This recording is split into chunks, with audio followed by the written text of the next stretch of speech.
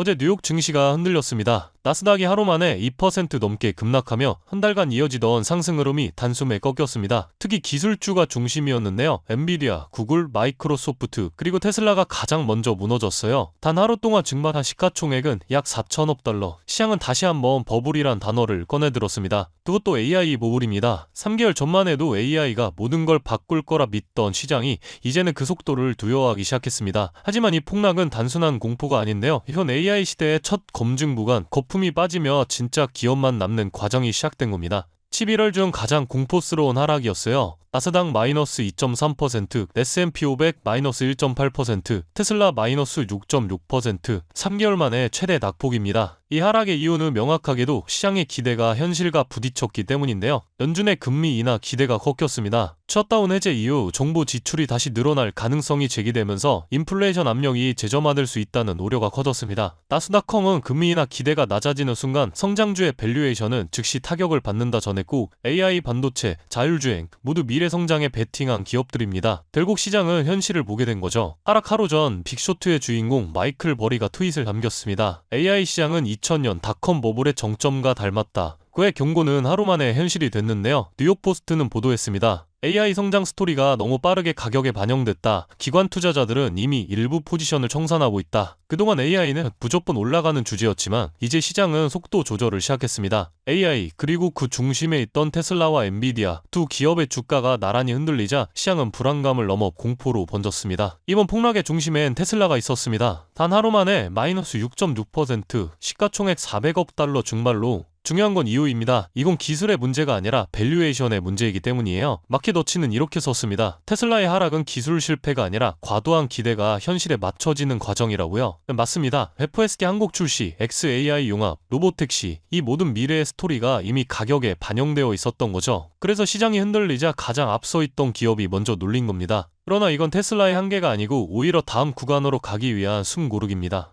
지금의 조정은 기술이 아니라 자본의 문제입니다. AI 산업이 아니라 AI를 둘러싼 지대의 버블이 터지고 있는 건데요. 울드만 리서치 보고서에 따르면 AI 관련 상장 기업의 평균 PER은 60배, 실제 수익 성장률은 15% 수준에 불과합니다. 즉 기술은 현실보다 빠르고 자본은 기술보다 더 빨랐다는 뜻이죠. 하지만 이번에 2000년 닷컴 버블 때와 다릅니다. AI는 실제 산업으로 스며들고 있고 자율주행, 의료, 에너지 등 실체를 가진 혁신으로 연결되고 있습니다. 따라서 이건 단순한 붕괴가 아니라 거품과 진짜 기술이 갈라지는 구간으로 볼 수 있습니다.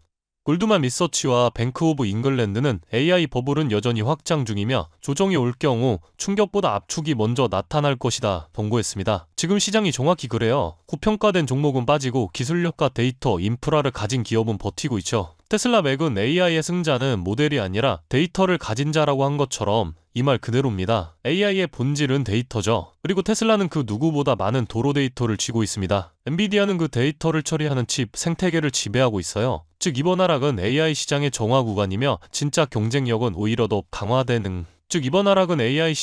구간이며 진짜 경쟁력은 오히려 더 강화되는 과정입니다. 지금 시장은 흔들리고 있지만 머스크의 방향은 한치도 흔들리지 않았습니다. 그는 여전히 XAI를 키우고 FSD를 확장하며 로보택시와 에너지 네트워크를 동시에 구축하고 있습니다. AI 버블이 꺼지는 지금이야말로 그 실험의 진짜 본편이 시작되는 시점입니다. 그래서 이건 붕괴가 아니에요. AI 시대의 1차 리셋 그리고 2차 기회의 문이 열린 순간입니다.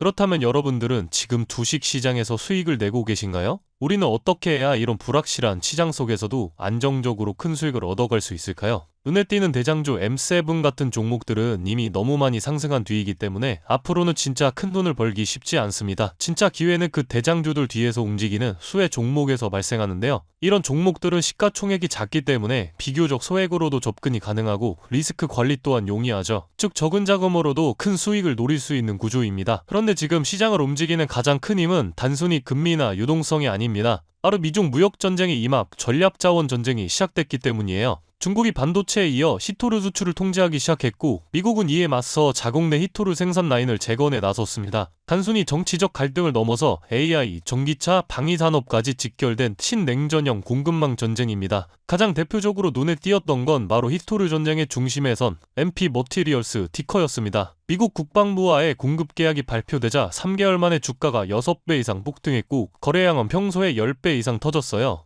1,000만 원만 넣었어도 6천만 원. 이게 바로 시장이 움직이는 타이밍입니다. 이런 종목들을 한번 불이 붙으면 정말 불도저처럼 밀어올립니다. 왜냐면 시장의 자금은 테마에 몰리기 때문이에요. 하지만 여러분, 중요한 건 여기서 끝이 아닙니다. 한두 종목이 폭등하고 끝나는 이야기가 아니라 산업 전체의 판이 바뀌는 신호라는 점이에요. 히토르 전쟁의 불길은 이제 리튬, 니켈, 코발트 같은 2차 전지 원자재까지 번지고 있습니다. 이미 티코와 LAC 같은 대장은 너무 멀리 가버렸지만 그 뒤를 따르는 진짜 수혜주들은 아직 초입에 있습니다. 히토르 자석을 제조하는 기업이나 리튬 정제를 담당하는 2차 밸류체인 혹은 이 자원을 기반으로 한 방산 전기차 부품 기업들이요. 이런 기업들은 아직 시총이 작고 조금만 자금이 들어와도 급등 파동이 나올 수 있습니다. 테슬라나 엔비디아 같은 재무가 탄탄한 기업에 중심을 잡고 이러한 기업들의 분산 투자하셔야 보다 더 큰 수익을 얻어가는 겁니다. 지금 시장은 분명히 움직이고 있습니다. 하지만 대부분의 개인 투자자들은 이 거대한 판이 어디로 흘러가는지조차 모른 채 뒤늦게 따라붙고 있어요. 진짜 돈은 먼저 움직이는 사람의 몫입니다. 그래서 제가 이번에 직접 현재 이 전략자원 전쟁 속에서 가장 강하게 수급이 몰리게 될